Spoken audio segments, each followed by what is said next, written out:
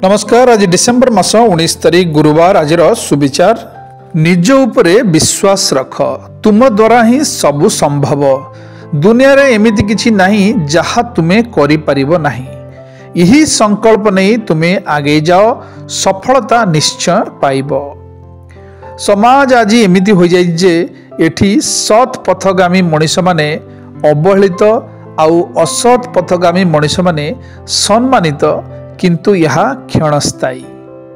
प्रत्येक व्यक्ति विपद समय रे अन्य को साहाय्य करिबा ही सही व्यक्तिर प्रकृत मानविकता एवं धर्म को बुझाई थाए। शब्दर शक्ति को अवमानना करंतु नहीं। एक छोट हाँ एवं एक छोट ना समग्र जीवन को परिवर्तन करि देई थाए।